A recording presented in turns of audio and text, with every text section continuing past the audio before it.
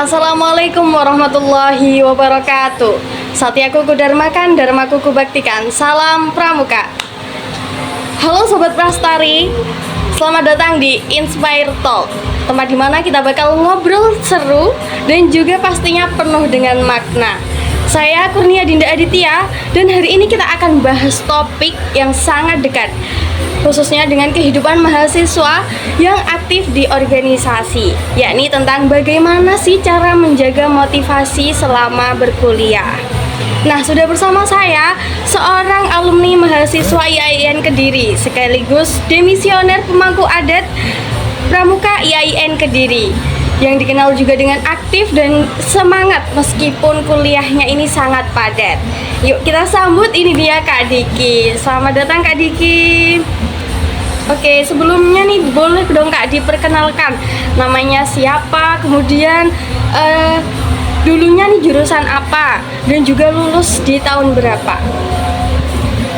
Ya, baik Kak, kenalkan nama saya Ahmad Diki Pradana dari program studi hukum keluarga Islam. Kemudian Ya, lulusannya baru kemarin tahun 2025. Oke, kemudian masuk di IAIN Kediri ini tahun berapa nih Kak? Untuk masuknya saya pada tahun 2020, ketika itu masa-masa Di masa corona. Oke. Nah, sekarang kan sudah lulus nih Kak, kesibukannya apa sih? Kalau Ya, boleh tahu nih. untuk sekarang ini kesibukannya membantu jualan orang tua di rumah dan membina di setiap SD ataupun SMP di dekat peruk rumah. Oke, nah, wah sibuk sekali nih ya Kak ya sekarang. Jadi dari Pramuka IAIN Kediri kemudian sekarang membina. Nah, oke, sebelumnya nih, sebelum kita masuk di pertanyaan-pertanyaan, boleh dong Kak diceritain gimana perjalanannya selama berkuliah di IAIN Kediri, mulai dari yang tadi katanya masuk di tahun corona dan lulus di tahun 2025 ini. Ya, perjalanan saya ketika masuk di Pramuka itu bukan ketika awal saya perkuliahan. Kan perkuliahan saya masuk pada tahun 2020, dan waktu masuk ke organisasi Pramuka itu ketika saya semester 3. Nah, kenapa kok saya masuknya semester 3? Karena emang pada waktu itu juga sudah telat pemberitahuannya, kan pemberitahuannya semuanya lewat media online. Nah, itu telat daftar, dan teman saya juga mengajak untuk tahun depan untuk mendaftar ataupun di pada semester 3 itu. Oke, jadi masuk di Pramuka ini karena diajak gitu ya Kak Iya, ya? karena diajak teman. Oke, selama di Pramuka nih, kegiatannya tuh kayak apa Kak? Boleh diceritakan dong? Ya, kegiatannya kenapa kok saya milih Pramuka kan juga pada saat ketika corona juga kita down, aktivitas kita berkurang, dan kita hanya kebanyakan tidur, makan, habis itu main sosial media dan lain-lain, dan aktivitas yang berupa fisik itu sangat kurang. Makanya teman saya menyarankan untuk kita gabung ke UKAK Pramuka, organisasi Pramuka. Di situ tidak hanya tentang kita pikiran-pikiran kita untuk akademisi, tapi juga ada kegiatan fisiknya juga, makanya saya juga ikut. Oke, nah kan selama ikut Pramuka, kemudian juga kuliah, gimana sih motivasi kakak ini selalu apa ya, terjaga gitu motivasinya? Gimana udah kuliah, habis itu juga harus ikut organisasi juga, gimana nih? Coba mungkin bisa diceritakan gitu.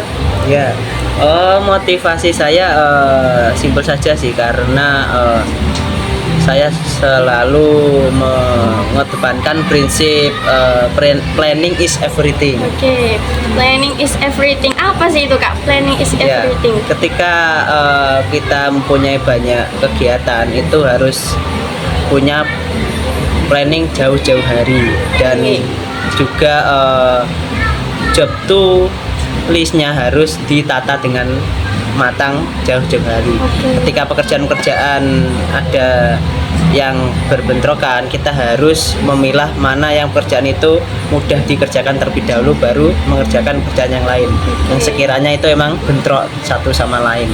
Oke, jadi kalau semisal nih ada tugas kuliah dan juga ada kegiatan di pramuka, pastinya yang didahulukan yang tugas kuliah gitu ya? Ya, tugas kuliah kita saya dulu mengira-ngira dulu ketika tugas yang diberikan dosen itu emang masih jauh ya, saya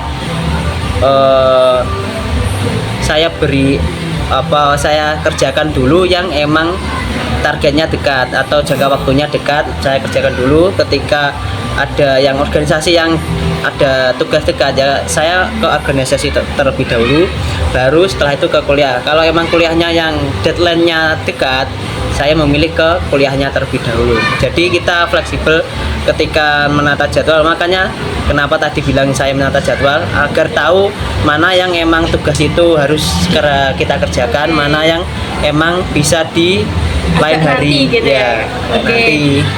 Oke. Nah, tadi kan udah tentang masuk di organisasi pramuka.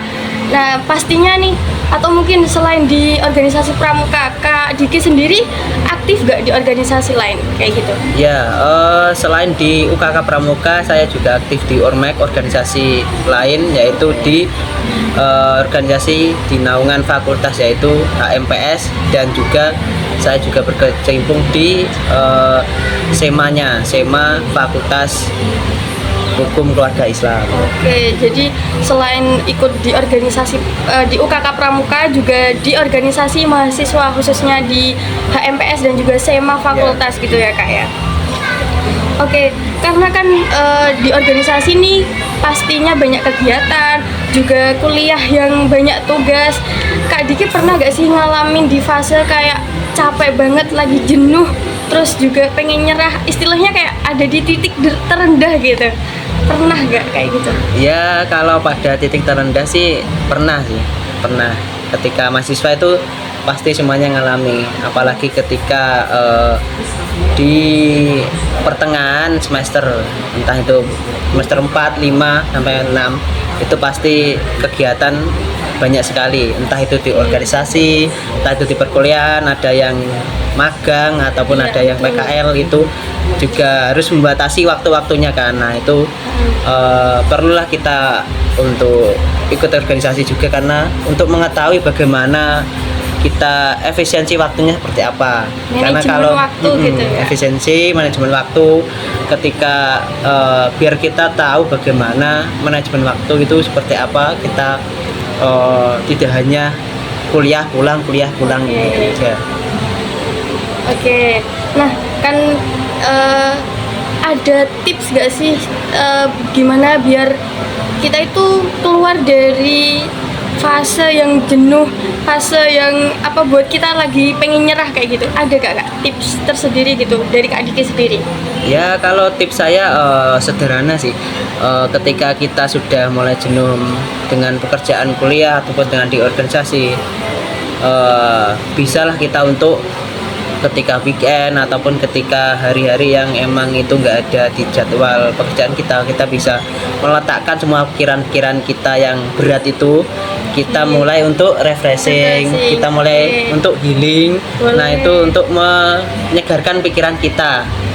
Nah, kenapa? Karena ketika kita membuat jadwal, pasti harus ada sela-sela untuk kita beristirahat. Makanya kita perlu jadwal, antara kita jadwal untuk bekerja, antara jadwal kita untuk istirahat. Karena juga istirahat juga perlu. Bagi mahasiswa juga yang betul banyak banget pikiran, banyak kegiatan, banyak pikiran gitu ya Kak, yang harus diselesain. Jadi gimana pun caranya kita harus tetap bisa membagi waktu untuk istirahat. Oke, nah itu tadi tips dari Kak Diki ya, tentang gimana sih kalau misal kita lagi ada di titik terendah atau lagi pengen nyerah, aduh tugas banyak, terus banyak juga kegiatan di organisasi. Ya caranya kita rehat sebentar, istirahat sebentar, kita mungkin bisa healing atau refreshing, apapun, lakukan apapun yang kita senangi gitu ya kita Kak ya. senangi yang kita inginkan. Kayak gitu.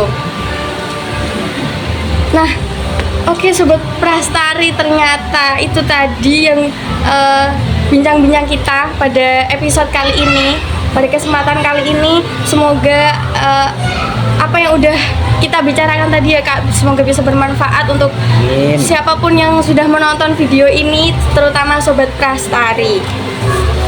Oke, kesimpulan yang bisa Nia ambil dari bincang-bincang kita kali ini bahwa setiap apapun yang udah kita lakukan harus kita rencanakan. Kalau kata Kak Diki tadi, planning is everything. Jadi rencanakan apa yang akan kita lakukan kayak gitu. Karena dengan perencanaan itu apapun bisa kita lakukan dengan maksimal. Nah, semoga kita semua diberikan kemudahan dalam setiap langkah yang kita ambil. Akhirnya kita sampai di penghujung episode. Saya Nia pamit undur diri dan sampai jumpa di episode-episode selanjutnya. Satyaku Dharmakan, Dharmaku Kubaktikan, salam pramuka. Wassalamualaikum warahmatullahi wabarakatuh. See you. Terima kasih Kak.